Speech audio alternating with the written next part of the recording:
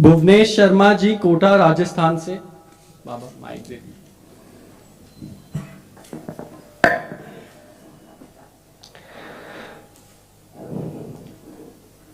सरकार को जय श्री राधे।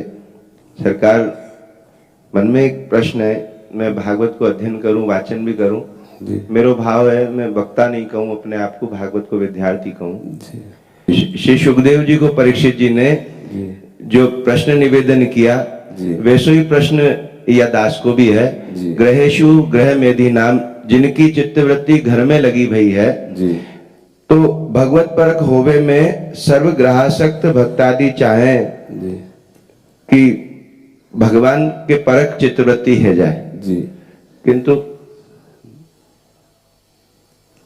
जी घर में जो चित्तवृत्ति लगी हुई है वो भगवत परक हो जाए, किंतु बाह्य जगत में अति प्रवीणता है मन और बुद्धि की जी, तो वाक्य होवे से प्रभु में सदा के लिए स्थिति बने ऐसो नहीं हो पावे। हाँ, अब आगे फिर आगे बढ़ना, पहले इतने का समाधान कर ले।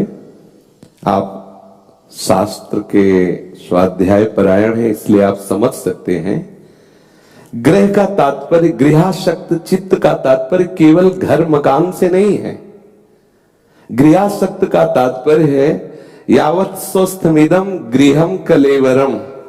ये जो कलेवरम गृहम, बाहर का गृह कोई खास बात नहीं है, चाहे गुफा में रहो या झोपड़ी में रहो या महलों में रहो, उससे कोई खास फर्क नहीं पड़ता। महाराज अम्बरीश जी महलों में वास करते हैं, दुर्वासा जी लताओं के नीचे गुफाओं में वास करते हैं, लेकिन महाराज अम्बरीश जी का रंग उनसे ज्यादा बढ़ा।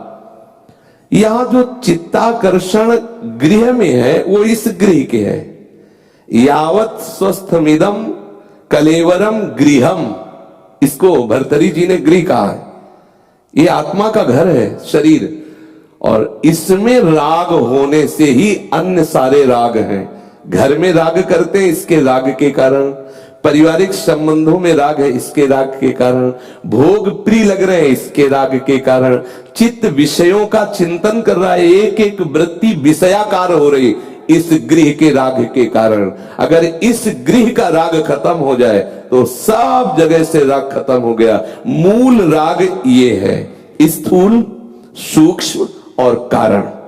ये त्रिगुणात्मिका प्रकृति के द्वारा रचे हुए जो ये त्रिदेह हैं, ये तीन देह हैं, इनसे राग होने के कारण वो चिदानंदात्म स्वरूप फंस गया है।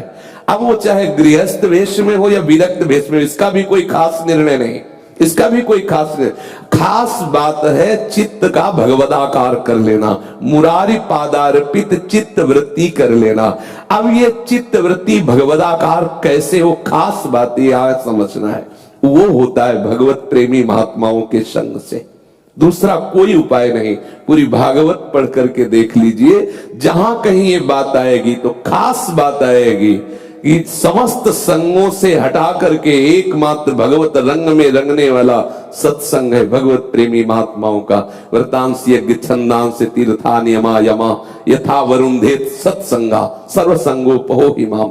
जब भरत जी उपदेश करते हैं रघुगण को, तो रघुगण जी प्रश्न करते हैं कि ये भागवत तत्व का बोध कैसे हो। तब उन्होंने कहा रघुगण तपसा नयाति न चेज्जया न निरूपणात् गृहाद्वा न छंदसा नैव जलाग्नि सूर्यो बिना महत्पाद रजोभिषेकम। समझ में आ रहा है?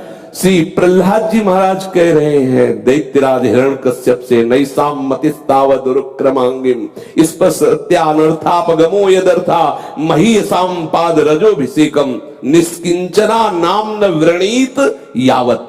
जब तक निष्किंचन भगवत प्रेमी महात्माओं के चरणारविंद की रज का सेवन अर्थात उनकी दासता अर्थात उनके आज्ञा उपदेश के अंतर्गत हम अपनी जीवनी नहीं बनाएंगे, तब तक असंभव भक्ति स्वतंत्र सकल सुख खानी बिनु सत्संग न पावे प्राणी। और जहां सत्संग हुआ तो बड़े भाग पाए सत्संगा, तो बिना ही प्रयास होई भवभंगा। अपने आप राग का नाश हो जाएगा। जब हम भगवत प्रेमी महात्माओं का संग करते हैं तो उनका प्रभाव होता है, वो संग चित्त को बलात् आकर्षित करके भगवत अनुराग में लगा देता है। जैसे कुसंग, कितना भी कोई बुद्धिमान और विवेकवान हो, जो कुसंग है बलात् उसकी बुद्धि को विषयाकार कर देता है। को न कुसंगति पाए नसाई, रहे न नीच मते चतुराई। तो इससे अनंत गुना सामर्थ्य सत्संग में है। सत्संग से क्या नहीं हो सकता। आप सोचो, एक तिल का तेल लीटरों में बिकने वाला जब वो इत्र का संग कर लेता है तो तोला में बिकता है, तोला में बिकता है। चरणों के नीचे रौंदी जाने वाली रज जब वायु का संग कर लेती तो बड़े बड़े छत्रपतियों के मुकुट में विराजमान होती है। ऐसे ही संग से क्या नहीं हो सकता। यदि हमें भगवत कृपा से भगवत प्रेमी अनुरागियों का संग प्राप्त हो जाए तो इस गृहासक्त से हमारी मुक्ति हो जाए। शरीर का राग ही मूल जड़ है बंधन का।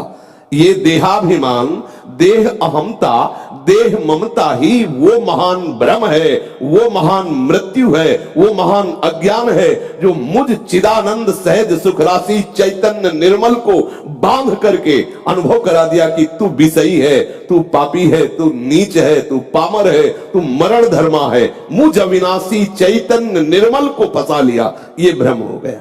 इस भ्रम का निवारण एकमात्र भगवत प्रेमी महात्माओं से। तात स्वर्ग अपवर्ग सुख धरी तुला एक अंग, तूल न ताहि सकल मिल जो सुख लव सत्संग। लव सत्संग, एक क्षण मात्र के सत्संग से चित्त की वृत्ति का परिवर्तन करके भगवदाकार कर दे, वो भगवत प्रेमी महात्मा जन है। अमोघश्च, देवर्षि नारद जी कहते हैं, भगवत कृपा से यद्यपि दुर्लभ हो, बड़ा दुर्लभ है भगवत प्रेमी महात्माओं का संग। अगर मिल भी जाए तो निर्वाह करना भी बड़ा दुर्लभ है, और अगर निर्वाह कर ले गए तो अमोघश्च, निश्चित भगवत प्राप्ति हो जाएगी, निश्चित आप माया मुक्त हो जाएंगे।